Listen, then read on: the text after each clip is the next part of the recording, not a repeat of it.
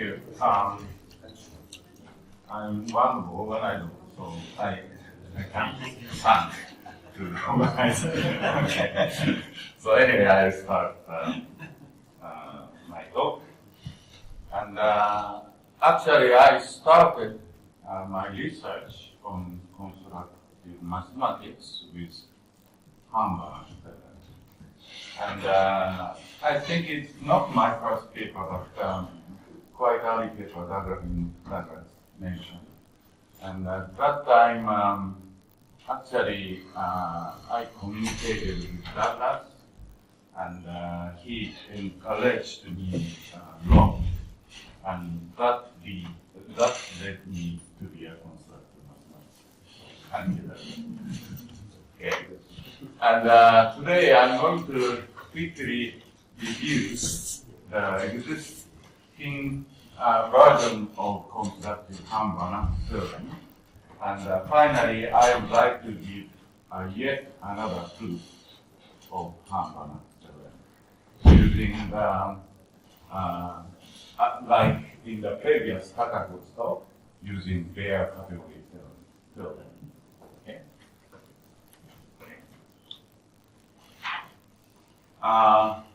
The Hahn Banach theorem is, I said, central tool in functional analysis, which is named after the mathematicians Hans Hahn and Stefan Banach, who could have invented more than 100, no, about 100. Okay. The theorem nowadays, theorem has several forms. One is called continuous extension theorem, which allows the extension of bounded linear function defined on the subspace of a normal space to a whole space. And second form is so-called separation theorem, which allow separation of two convex subsets of a normal space by a hyperplane. Okay? And maybe the next talk, Joseph talked with about the constructive convex analysis. And the separation theorem is numerous uses in convex analysis. And the final form, the dominated extension theorem, which is the most general form of the theorem, and allows the extension of a linear functional defined on the subspace of a norm space and dominated by a sublinear function to a whole space. So actually, if you look into textbook, say Bishop's book, we have only constructive version for these first two forms. Actually, Bishop proved first separation theorem, and using separation theorem, he proved the continuous extension theorem. There is nothing about dominated extension theorem, but I'm going to give a very special version of dominated extension theorem. So, normal space, it is usual, so normal space is a linear space equipped with norm with these three properties. Okay? And norm space is a metric space, of course, using this distance function. And Banach space is a normal space which is complete with respect to the metric. Okay?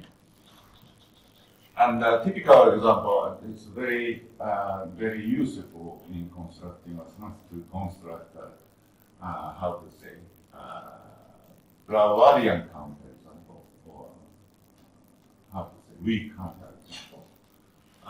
We normally use empty space, which is a sequence of real numbers with this series converges and define a norm in this set. LP is a separable one. Of course, classically, we can consider L infinity, but it is not a normal space. Okay. Classically, L infinity is also a non-separable space. example of non-separable space. Okay? And the linear mapping is between linear spaces. You can find it in the standard textbook in the Pythagorean code. And the linear function is a linear mapping from linear space into real numbers. And the kernel of linear mapping is this set, as usual. So, and bounded linear mapping T between normal space E and F is bounded if the image under T of the unit ball is bounded. Okay? And we know that the linear mapping between normal space is the following equivalent. T is continuous, uniformly continuous, and bounded. There is no difference between continuous, pointwise continuity and uniform continuity for linear mapping. And also, it was mentioned in Douglas' talk, classically, a bounded linear mapping here between normal spaces has its norm defined in this way. But constructively, this soup does not exist always. Okay? So therefore, we need a special notion in constructive mathematics, so-called. That recently you started to say normal instead of normal. But I'm for Bishop. I'm following Bishop, but linear mapping T between normal space E and F is normable if this should exist. But unfortunately, if every bounded linear function on L2 space is normable, then we have LPO. This is just easy construction. Alpha be binary sequence with at most one non-zero term, then define linear function in this way, then F is bounded, this F is bounded, but if normable, we can decide whether the norm of F is positive or less than 1. And in the former case, we have this guy, and we can find n, alpha n is non-zero, and in the latter case, all terms in alpha is 0.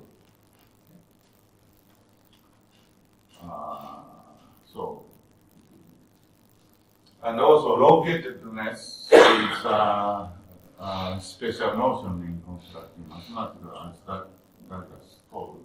A subset S of metric space X is located if this infimum exists for each X. And we can show that it's an extension of Bishop's result in Douglas' talk. We can tease a linear mapping of a normal space E onto a finite dimensional normal space F. Then the following equivalent. The image under T of the unit ball is located in F, and kernel T is located in E. So that means if one-dimensional and image under F of the unit ball is located, and also we know bounded, therefore it is compact. So therefore soup exists. So non-zero bounded linear functional, non-zero correspond to onto-ness. So bounded linear functional F on the normal space is normable if and only kernel is located. So let's look at the classical continuous extension theorem. Let M be subspace of a normal space E and F be a bounded linear function on M. Then there is a bounded linear function G on E such that which is an extension and with same norm. Okay? And using this theorem, we can have a corollary. Let x be a non-zero element of normal space E, then there is the bounded linear function f on E such that the value at x is actually norm of x, and the norm of f is 1. Okay. So, but unfortunately, the corollary of classical continuous extension theorem implies LLPO. Okay. I wrote in this form, but it's an instance of Morgan's law. Okay. Not A and B implies not A or not B. Okay. So let 1A be a non-zero element of normal space, two-dimensional Euclidean space with a norm, with this. Then there is a bounded linear function f such that this guy by the corollary. Now we can show that these two inequality, we have this inequality, and therefore we know that this. So we can decide if 0, 1 is greater than -1 or less than 1, and in the former case we know that A is non-negative, and in the latter case we have A is non-positive. So this is actually okay. And as I told you, that Bishop first proved the constructive separation theorem and derived continuous extension theorem. His constructive separation theorem is as follows. Let A and B be bounded convex subset of a separable normal space E, such that the algebraic difference, this guy, is located and distance from 0 is positive. Then for each epsilon, there is a normable linear function of f on E such that norm of f is 1 and f of x plus d is less than or equal to f of y plus epsilon. This is an approximate form of separation theorem. We need epsilon here. Okay? And I have looked into his proof and analyzed, and I was going to try to remove boundedness condition for convex set, but it's very hard. And this boundedness is very crucial in this proof. And using this separation theorem, we can show the following corollary. Let x0 be a non-zero element of a separable normal space E, then for each epsilon there is a normable linear function f on E, such that norm is 1, and this is also approximate version. Okay. And how about continuous extension theorem? So you can find a proof of continuous extension theorem in Bishop's book, and also a different type of proof can be found in Richardson. It's a different proof. Okay. So let M be a subspace of a separable normal space E, and let F be a non-zero linear function on M such that the kernel of F is located in O space. You can, you have to be able to compute distance from any point in E to the kernel. Then, for each epsilon, there is a normable linear function of G on E such that which is the extension, and the norm is bounded by norm of F plus epsilon. And I think I'm quickly, I don't have much time, so quickly, this is what Douglas called. If we assume the differentiability of norm, okay, Gâteaux differentiability. By the way, norm of LP space between P is greater than 1 and of course less than equal to, and the norm of Hilbert space are Gâteaux differentiable, and each norms are common. Okay. So this is there are many. We have many Banach spaces whose norm is Gâteaux differentiable. So then we can show that X be a non-zero element of a normal space P whose norm is Gâteaux differentiable at X. Okay. Then there is a unique norm of the linear function f on E such that fx is norm of X and norm is 1. This is easy. Just take a derivative f over norm. Okay. So that just take a derivative, then we can show these two properties. Okay, and uniform convexity.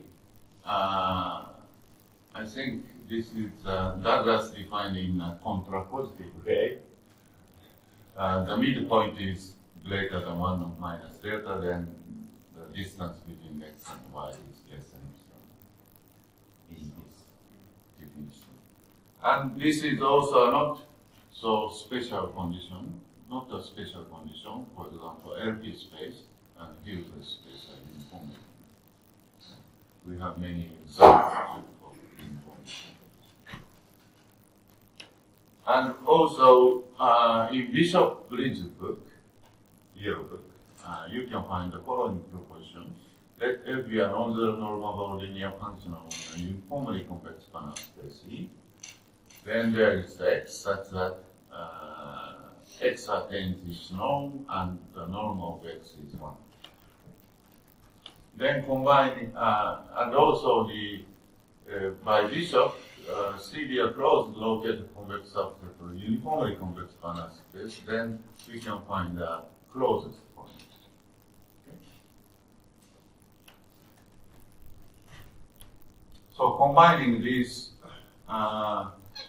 propositions, we can have uniformly, this is what Douglas presented.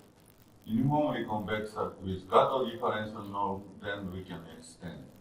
We have a continuous extension theorem with exact extension. Okay. And also using the similarly,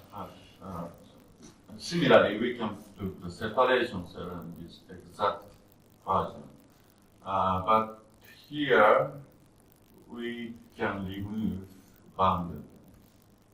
Okay. And also separability. Okay.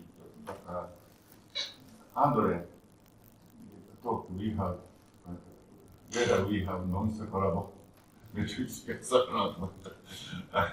But we can remove separability. Okay, so I have about 10 minutes. I'm going to give yet another proof of Hahn Banach using their category theorem. A function P of a linear space E into R is convex. It is a convex function. Maybe Joseph also give a lot of things on convex functions. And also function P is sublinear if it satisfies these two conditions. Of course, every sublinear function is convex.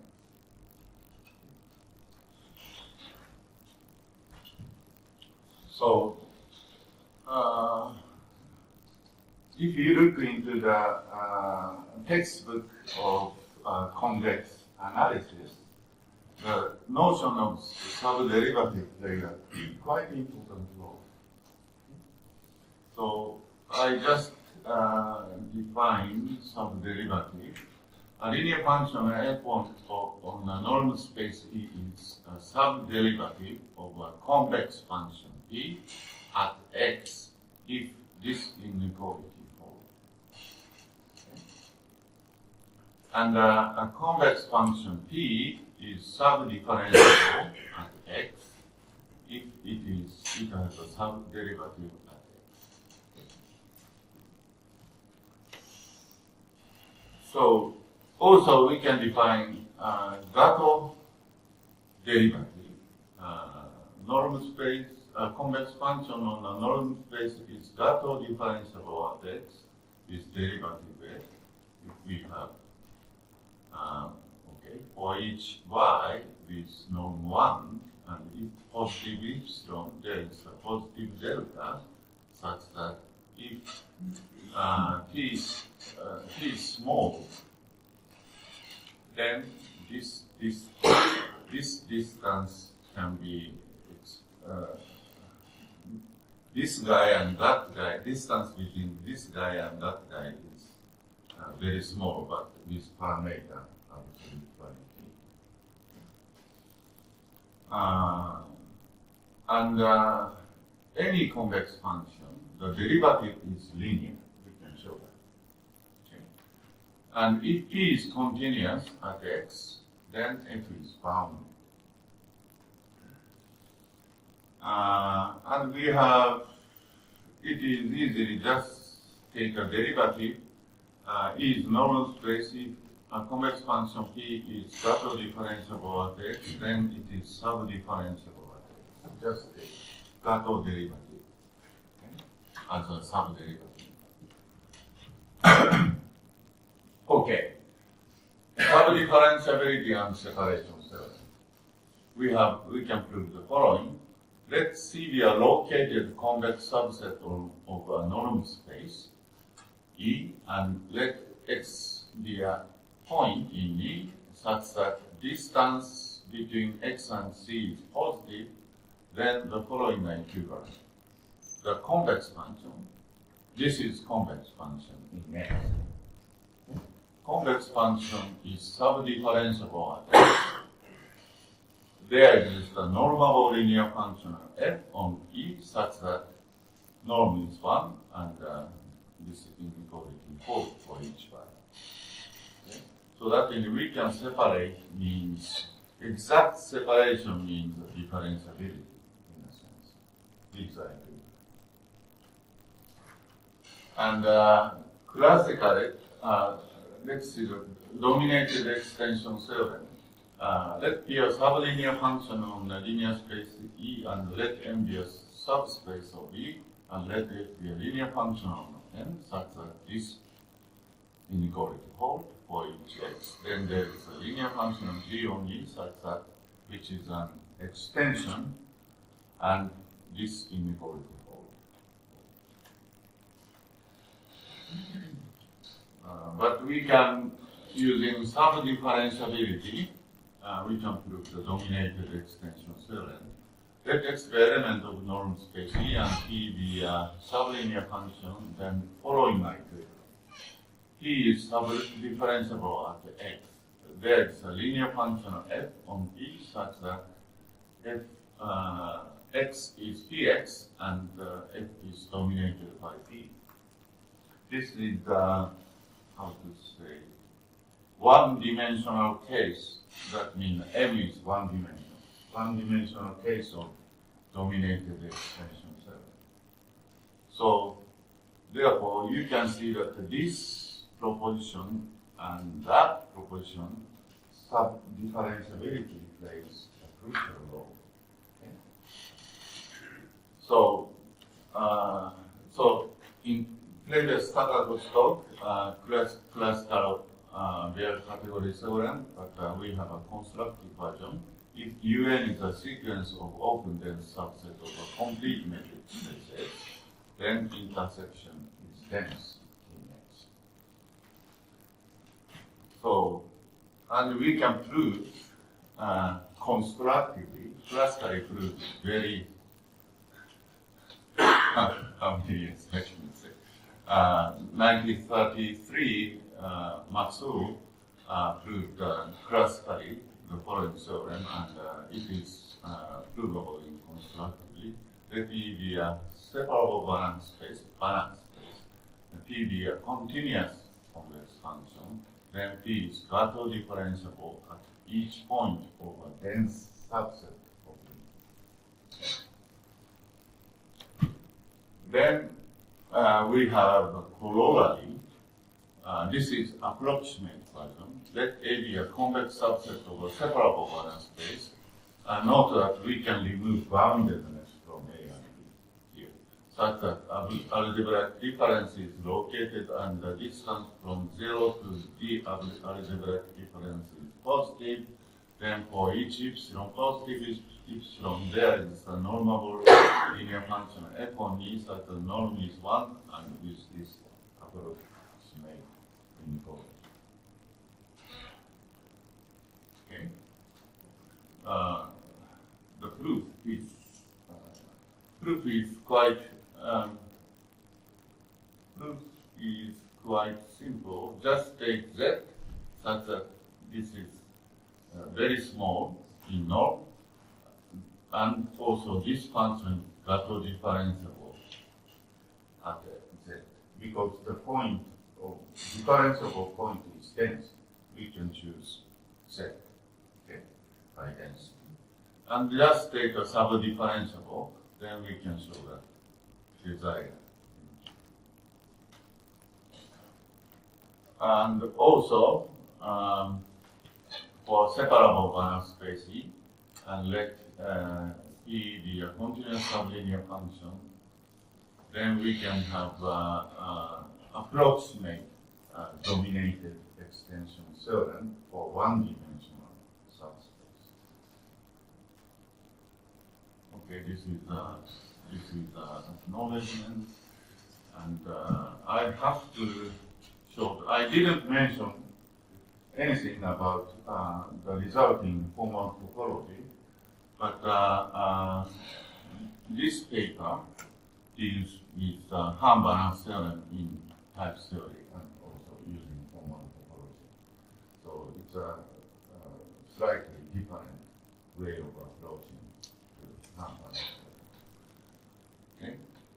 And also this is the Bishop's book, and Bishop Ritzman, and this is technique book, and this is my, I think, first or second paper. And this is the Maxwell's classical result of Gâteaux differentiability of convex functions. And also recently, 2017, in Munich, LMU using entire unification, because Schuster I don't know if he's going to talk about entire unification, but using entire unification, this master thesis investigate Hahn Banach theorem using entire unification. Okay, that's all.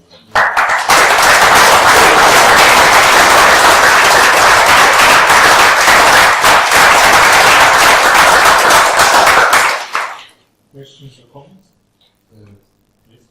You mentioned the type theoretical characterization of the Hahn Banach theorem here. I have a general question in that context. What do you think is the main difference between your constructive foundation in the Bishop tradition and here the type theoretical characterization concerning constructivity? I think, of course, the mathematics intent is to give a formal system for mathematics, but I don't know. But how to say? I think the difference between this approach, their approach, and the Bishop and our approach is the way of dealing with topologies, not formal system. Okay? For example, it is very crucial in my talk that the normability of function. But I think that in formal topology, I think they don't discuss about normability, just the boundedness or something. It is a difference of dealing with topology, not formal system. I would like to comment on that question, but not from the point of view of topology, but more foundationally, what is it that type theory brings in? And I think one important thing that it brings in is what's been called proof relevance. Namely, type theory makes proofs into first-class citizens of mathematics. Proofs are done, they have the exact same status as numbers or any other mathematical object, which is not true when you do either classical or constructive traditional mathematics. So anything that is based on logic plus set theory, because you do not normally consider spaces of proofs, and type theory does consider spaces of proofs, and I think that is a fundamental change.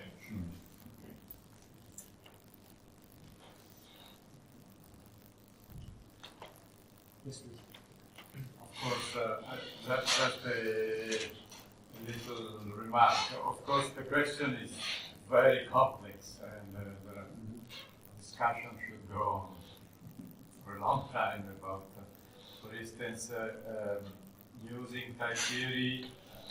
We have been using type theory in doing mathematics, but it's not properly multiplex type theory. So one should also distinguish in which sense one uses type theory. So the discussion is really complex. All right. Any more? Okay. Not so. Thank you.